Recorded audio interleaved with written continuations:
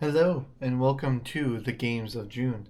As you can see here, we are going to be playing a Toy Story themed game. Toy Story Obstacles and Adventures, a cooperative deck building game. As Toy Story 5 will be releasing this month very soon, and we thought, oh, how thematic it would be to play Toy Story, as it just seems like a cute, fun game to start off our month of June as well.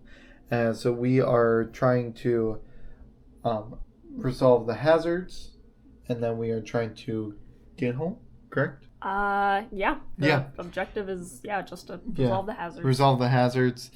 I guess what's called shelved is your death, but you just discard a bunch of stuff and stuff like that. So, very interesting. It seems like a very simple game.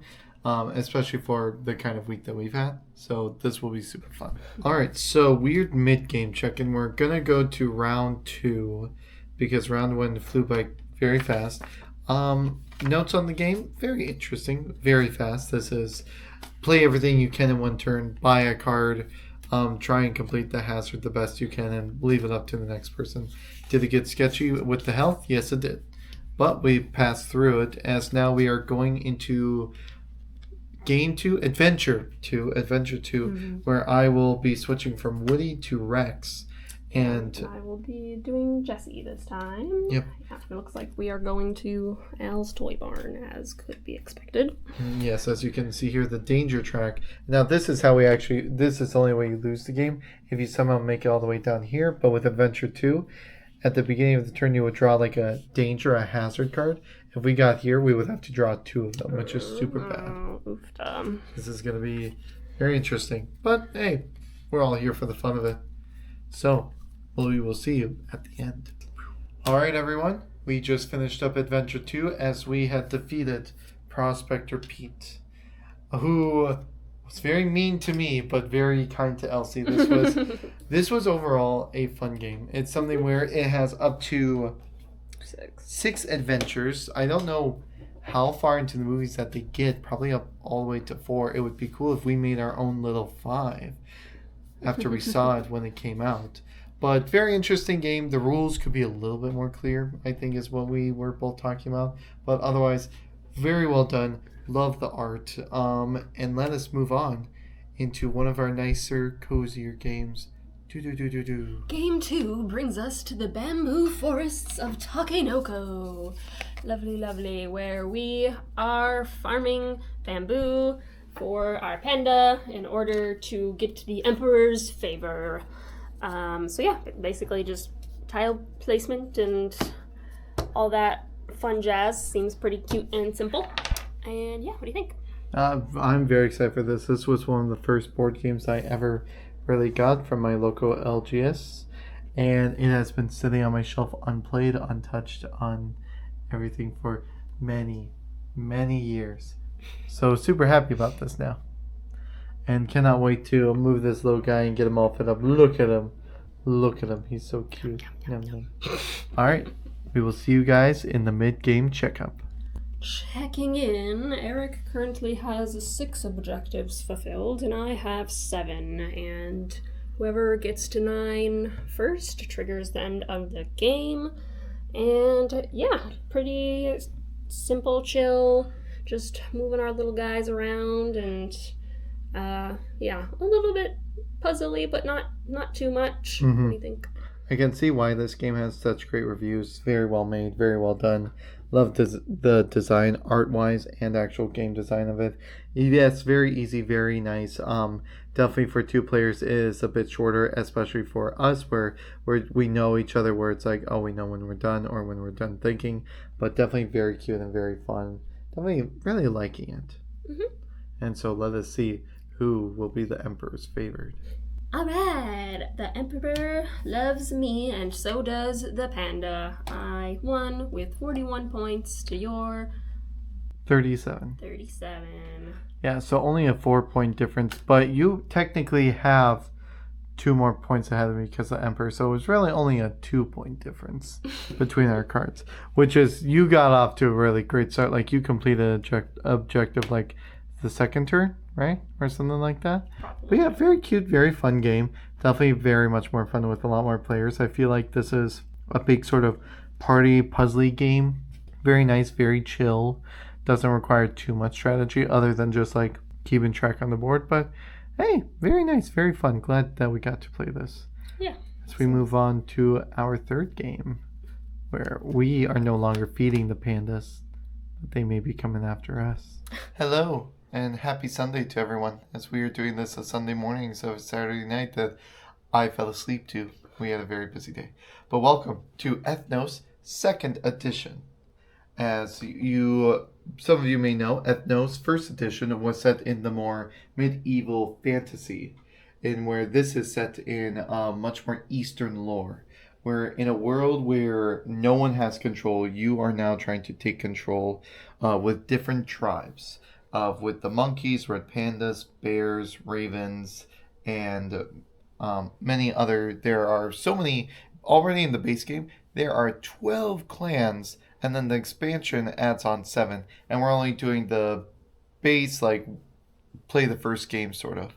As each turn, we are trying to play the largest party or parties that either have the same clan marker or of the same color as well. And then with that, whatever card is on top is called your leader, and then we use that ability. And depending on your clan and tribe, it has different abilities, which can give you benefits or may even affect your opponent. But super great game. We got this back at Con of the North. Been really wanting to play it. Super cool art. Love it. It looks really fun. Cannot wait to tell you guys how it's going in the mid game. Yeah, just area control. So who can take over the world of Ethnos? Woo! Hello and welcome to the mid game check-in. As Elsie is at the 45. I'm at the 44. We are doing very well. Very nice, easy game. Just going by it. Definitely either you can shoot out a lot of little projectiles at people or to get some points, or you can try and go like me for the big sweets, the big all color, the big all the monkeys, all the bears and stuff like that. But it's going by very fun. I'm very much enjoying this game. Going by a lot faster than I thought it would. Never judge a game just because you think it's going to be really long. Never to try it. Because this, especially in a 2-player game. But yeah, this is super awesome so far. I cannot wait to see who wins. And Elsie has won control over Ethnos. Yay. To her very large, like 132. 132 to my 118. Bears. Big sweepers, also great to get a 6-card suite of a clan. Super powerful. Very, especially with the foxes getting another 6. I was wanting another red panda, but I just couldn't draw one, so I had to do a 5-card. But super fun, super great. Definitely would love to play this again with the different clans and stuff like that. We also did get the promo when we went to Con of the North, and that came with more clans too, a platypus clan. And just stay tuned, folks. This is only the 3rd game of the month as we move into Tea Garden, away from Ethnos into the mountains to make tea, I think. Here we are with our last game of the month. We are playing Tea Garden. It is a little bit more involved setup than I was expecting, but yeah, it seems like it'll be interesting. We'll be brewing and fermenting some tea leaves and making pagodas to harvest more leaves and trying to gain favor with the emperor and all sorts of fun stuff. So yeah, what do you think? I think it'll be very fun. I think it'll be very nice. But let's begin, shall we? This was quite a time. We did not do a mid-game check-in because we were mind grinding, numbing. This is a game. A lot. This is a game. This is a game. This is not what we were expecting of the game. Yeah, I thought it was going to be nice, chill. But yeah, it is definitely learning curve. But yeah, towards the end, we were kind of getting into it. But yeah, I got 99 to Eric's 97 somehow. 2, once again, 2. Win. All right, and here we go to review. Hopefully we feel a lot better about this game in there than we do out here.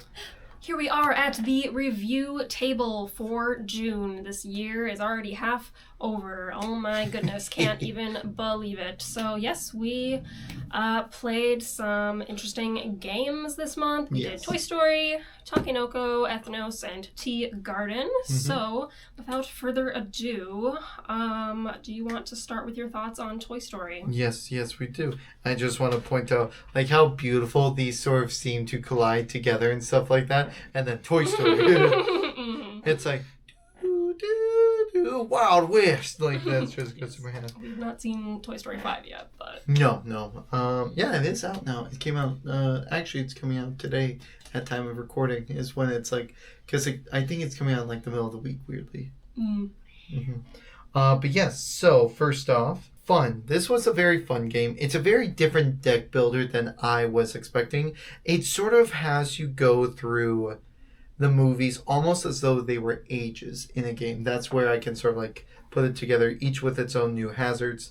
But also the returning hazards from the first movie as like hauntings and stuff like that, which was very surprising. Even though for the game, as you progress through the movies, you don't gain the cards that you had worked to buy in the last one. Or at least that's how we read it as. Because we couldn't really find a lot about this game. But this game is very fun, very cute. Looking at the cards going through the different ages as this goes through movies 1 through 3. And then the Toy Story scary short or whatever it's called, the terror one. And then it has the Time Forgotten, which was the Dinosaur Christmas one. So it has 5 different basically ages that you can play in. You can play as either Woody, Buzz, Jessie, Bo Peep, and Rex. Am I missing someone or no? I think that's it. Yep, that's it. So you can play up to 5 different characters, which is super fun. Each one of them had their different sort of unique things and stuff like that. So it was super fun. This game is definitely a very good replayable game, I feel like, depending on which character you choose, the strategy you decide to do, and stuff like that. As Woody was much more about the army men, Rex was about like sort of more gaining information, like gaining a lot more things. What was Jessie and Bo Peep were about? I feel like Bo Peep was I feel like they were more ally focused. Yeah, allies and maybe items. And this is definitely a game where I would feel very fun and comfortable making like a test for like 4 and 5, like movies 4 and 5. Like because definitely number 4 has a lot of different dangerous scenarios and stuff like that. We have no idea for number 5. It looks like it will, but should be very interesting. Yeah, but very good. I like it. It seems fun. Definitely also would be a good way to get like younger kids into it and stuff like that. Like this is an easy deck builder because I still remember your first deck builder the 7 Wonders that we played at a board game night. I think so. Yeah, and that one you weren't aware of deck builders, so it sort of took you by surprise. Yeah, it was my first drafting game for sure, I think. So yeah, I was like, how does this work exactly? Yeah. But yeah, this one was nice and easy, definitely to teach kids or anybody who is into Disney, Pixar, Toy Story, that was interested in board games. Oh yeah. What else? Yeah, I agree. It was very easy to learn, either a good family game or good, like I said, for any Toy Story fans. It was interesting how the further chapters or ages introduced like new mechanics, it seemed like. Like I saw something in the chapter 3 box that was different. I don't remember exactly what it was, but I was just like, oh, okay, they ain't messing around. But yeah, it was definitely interesting how like all of the other decks, like the dangers and like that sort of stuff, like you did add the ones from the previous ages, but then your own decks you didn't. You had to start over. So that was certainly interesting. Yeah, and I think overall for me, I think it was to get the sense of the movie that you were in and stuff like that, since when we look at number 1 and number 2, how much correlation is there from number 1 to number 2, and then like so on and so forth. But overall, pretty good game. Definitely one that's very interesting. How about you for Takenoko? One of the first board games I had ever bought from a LGS that I planned to play with my family because This game is very highly rated, and people especially called it Game of the Century when it came out, it seemed to be. Oh, wow. Mm-hmm. I mean, it was good. It was fine. It was nice and simple. I don't know if I would give it that much praise, but yeah, it was definitely like sort of a unique tile placement and like growing mechanics, like building like out the irrigation channels so that like the bamboo would only grow if you were able to get the water there, and having ways that it could like grow twice as fast. The bamboo stalks and their little tactile pieces were very nice. It would be super fun with the deluxe version. Apparently the deluxe version, I saw someone in Minnesota looking for the deluxe version of the expansion, and it's going for like $150 or more apparently. Oh, wow. Uh-huh. And that's because the deluxe version of this comes with like a big panda and a big farmer. The expansion comes with like a lady panda and cubs. So that's a big thing. So yeah, it was good fun overall.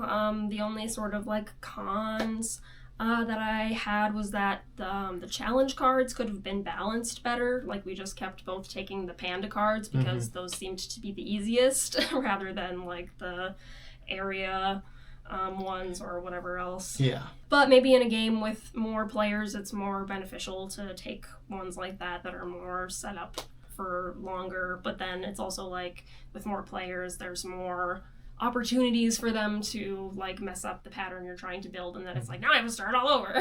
True. So yeah, what do you think? It was a fun game. It was a very nice, very fun. I love the randomness of the tiles and also the dice of the weather mechanic. That was super little fun added bonus.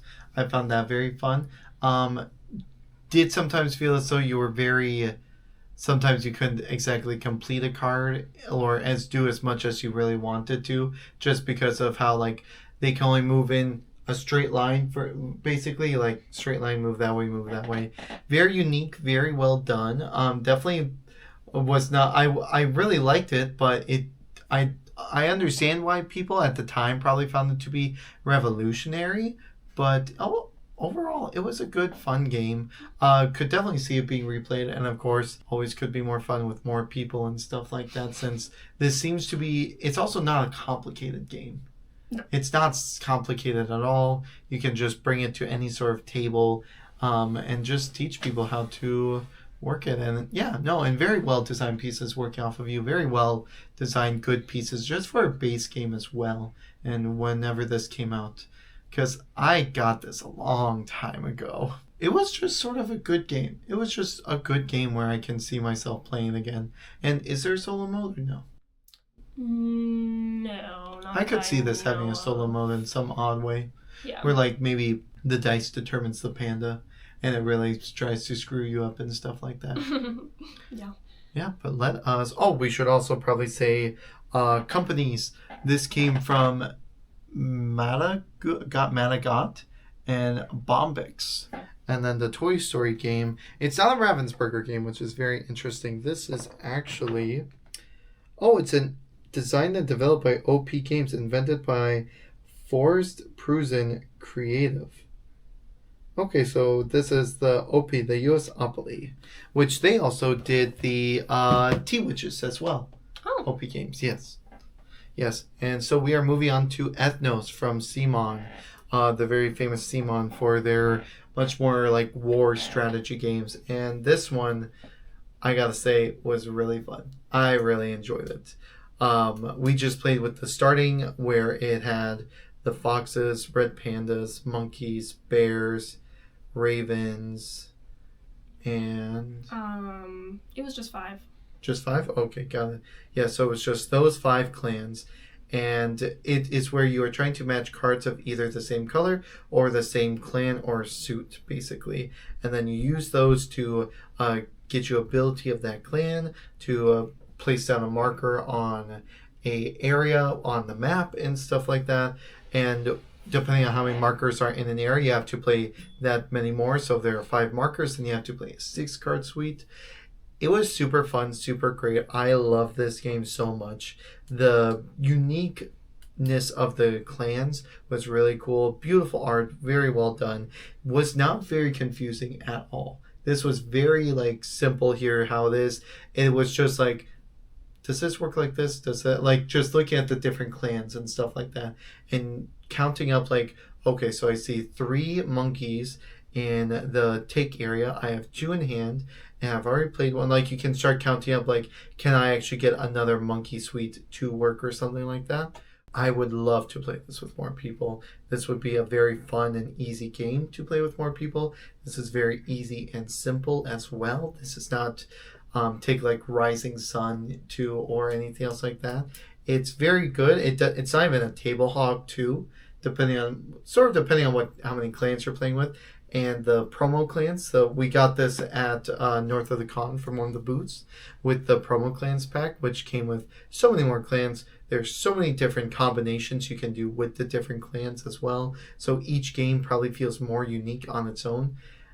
I just really like this game. I have no negatives about it. I found it to be really fun. I would love the 2-player to be longer, but that's also just the thing about it. It's like 2 players are meant to be sort of shorter. And this is the 2nd edition. First edition, Ethnos was more medieval, dwarven, giant, elf race, sort of. Yeah, I agree. I liked it quite a bit as well. Looking at it now, I kind of realized it sort of almost seems like Citizens of the Spark plus area control. Like, this is how I'm kind of seeing it now. Because, like, it's mainly set collection. Yep. And this one, though, you can do with the colors where...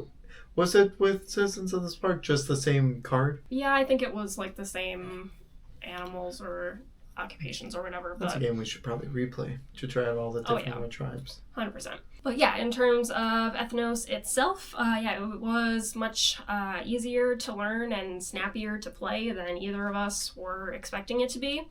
But there was still good strategy involved, and there was a bit of that push your luck to it, like, okay, do I just put down a smaller suit, or do I try and build up that bigger one? And it had a very good flow of a sort of strategy battle game where we would do a big out attack, big out sweep, then you would just be rebuilding up and stuff like that. And every time you're rebuilding, you're thinking, oh my goodness, are we going to get all 3 dragon cards? And once all 3 dragon cards are revealed, that round ends. So it's like, hey, how many cards are in the deck? Oh my gosh, we're going to the end. Like, it really did feel like, whoa, wait a minute. Can this all just end right now or when? I love that. Yeah, it is definitely very interesting because, yeah, you could have a game where all of the dragons end up, like, at the bottom and some where they're, like, at the top of that half. So it's or like... you drop 2 in a row. Yeah. So, yeah, for sure. And yeah, I think they balanced it well for 2 players as well because, yeah, it is meant... like, the rules are mainly written for the 3 to 6, and there's, like, a different setup for 2 players. But, yeah, the way that they changed the rules, I feel like, definitely balanced it, because, yeah, it would have been too easy if we could just keep building structures based on just how many we had there, because that's how it works with more people. But for 2 players, it depends on the total amount of structures in an area. I feel like that's something that we have noticed with CMON. The 2-player instructions are much more balanced and better because they've done Marvel United Rising Sun. And we played both of those at 2-player, and we found those to be quite good and seamless and not to be too difficult. And yeah, and Rising Sun didn't even technically have a 2-player mode. We just kind of pretended. Yeah, you just take out the alliance part and there you go. Yep, for sure. And yeah, I agree. I really couldn't think of any cons. Like, it's a really solid game, and I'm interested to try the other clans and see what they bring. Especially having both the platypus and the koi fish, they have their own, like, scoreboards and stuff like that. Very well done. And each thing you do does get you points. It's not like one, or it does give you, it's not where, I did not feel like I wasted a turn in this game. I feel like even when I was drawing cards off the top of the deck, that was just helping me because then I could look around and figure out more stuff. Like, it never felt like a turn was wasted. Like, I laid down a suite. It was never wasted. It never felt like... It feels like every move in this game does help you in some way or form. I will start us off for Tea Garden, and yes, CG games? Capstone Games. At least that's what when they brought it over to the U.S. It's what it was. It also says Albi. That might have been the original from when overseas. It was overseas. I'm not sure, but yeah, you're either going to have very little to say or a lot to say, and I'm not sure which. But yeah, so Tea Garden for me reminded me of River of Gold in that there is a lot of different ways to get points, and also there's a river that you have a ship that can go down, except obviously that's much more of a smaller part in this game. But yeah, so I feel like it has good replayability in that way because you could focus on different strategies. Like you could in one game just focus on like the Emperor and trying to get up that track, and another one the Scholar Wheel, and one of them building out a whole bunch of farms and whatnot. But yeah, I'm sure certain strategies work better over others. Yeah, in terms of cons, it definitely had a surprisingly steep learning curve. I thought that this was going to be like a cozy game, not so much.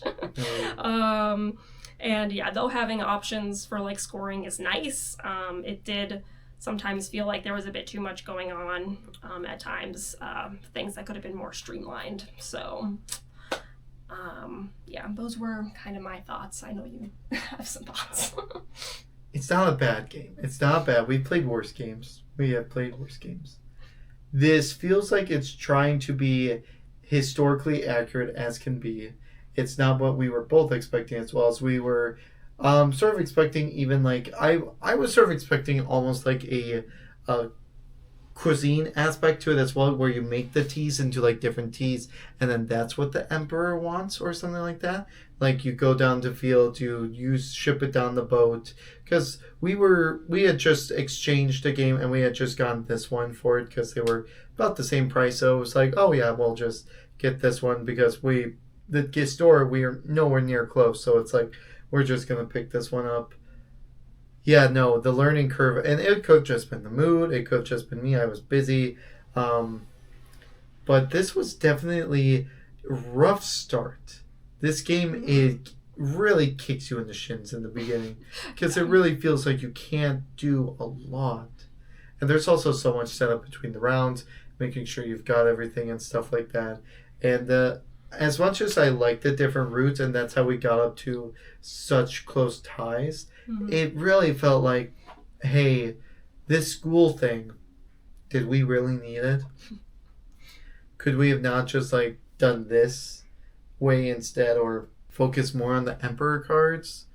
Maybe focus more on the field itself. It's also really depending on what cards you get for what way you can go through too, because like, sure, maybe you can buy a bunch of cards, but maybe you prefer the boat method, but you're not drawing your boat cards, because that was a big thing too. I could never get like the actual cards when I needed them, so that also affected my sort of gameplay.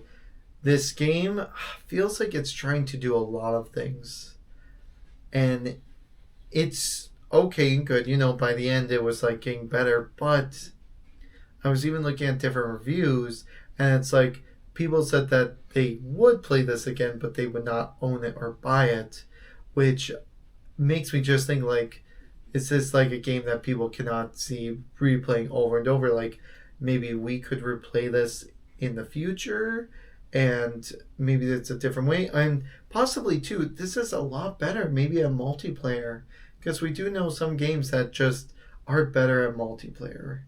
And so maybe this is that as well, where you've got more people buying cards, expanding, so you feel like you have to expand. Yeah, it was a rough game. It was a rough game. I like it. Definitely not that cozy feel. I was expecting that as well, like a good old cozy game. Sort of like we played on the channel, the book game that I got from Kickstarter, all my books in like one place or something like that. Yeah, place for all my books. Place for all my books, yeah. That was very cozy and that was very nice. And yeah, but still very puzzly. Yeah, puzzly, where it kept you awake and you weren't, but it's still super nice. Where this one sometimes had us just like, ugh. Like for sometimes turns it was just like, I guess I'll just get some tea leaves, but this round I'm not doing anything other than that. And also, big thing, we both looked at it and we're like, why do you want to discard cards? Yeah. Why do you want to do that if you're trying to get the most action points within a game? Like within a turn. Because some things you needed like 4, 3, 5, 6 plus, depending on what you want to do. And it's like, why would you want to discard a card? There was no way that we could ever go above like a hand limit of 5, basically, because we would have to place down a bunch of cards to even try and buy something as well. And to even like purchase cards, you need such a unique set of pots, as they are called. And that was sort of like the tea that you brewed in a way, but it wasn't as satisfactory, I feel like.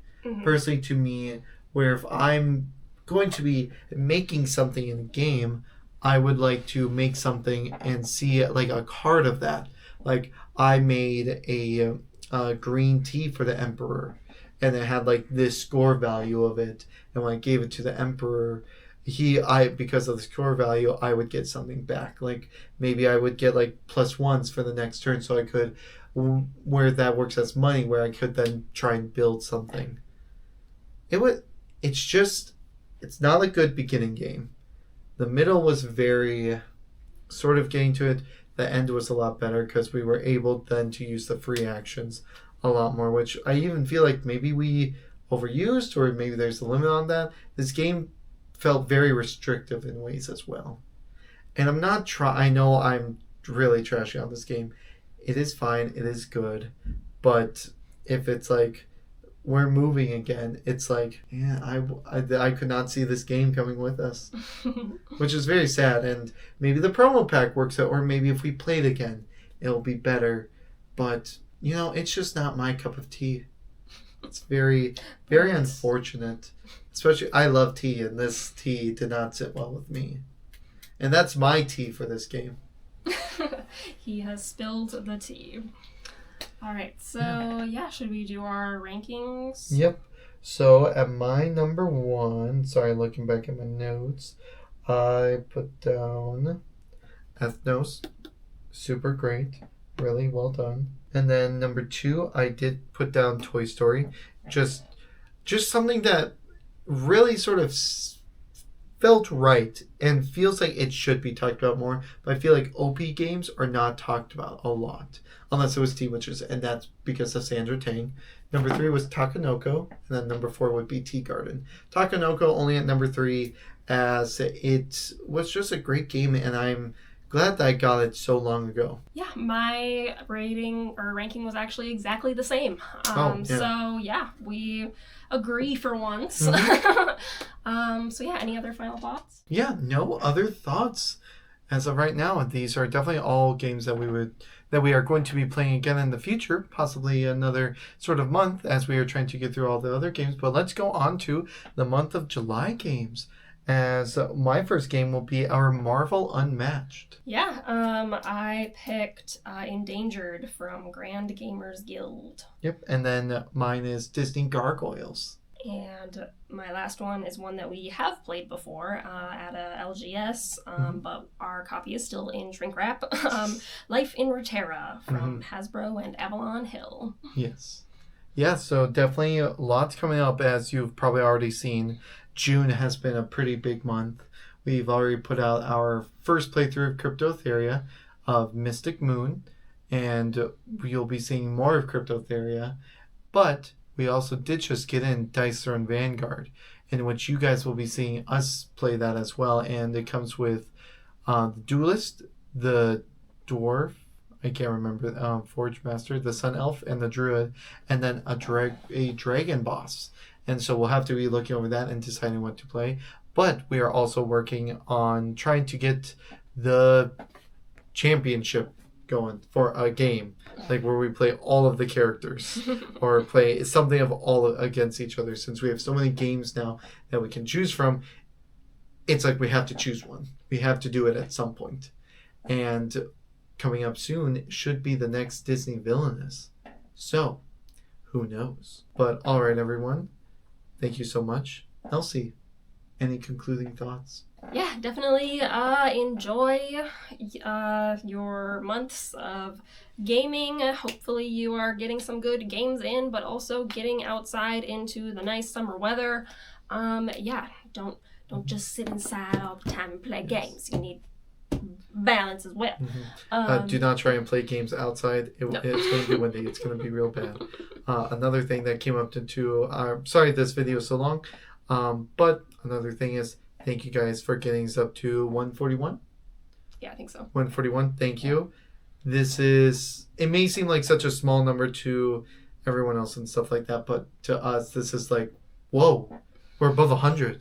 Whoa, we're actually above 50. Like, we had just made this for sort of a little fun, but now it is like every time we are looking forward to talking with you, especially as we've gotten to talk with more of you in the comments of either the shorts or of the actual major videos. Thank you guys so much. We are so appreciative. This is all just for fun and great hobby, and it's just such a good way to connect with more people of the community. So with that, hit that subscribe button if you want to see more. Hit that bell, ring it, smash it to see more notifications from either shorts, games, and all the other fun projects we have coming up. And leave a comment as well and just say like, hey, I really like that game. Why did Eric trash Tea Garden so hard? You should be a lot nicer, Eric. Come on, Eric, give it a chance. Bash on me. Come at me. But yes, leave a comment. We love to interact and talk with you guys. Absolutely. We would love to see you in the hobby ever after. All right. We'll see you next time. Bye.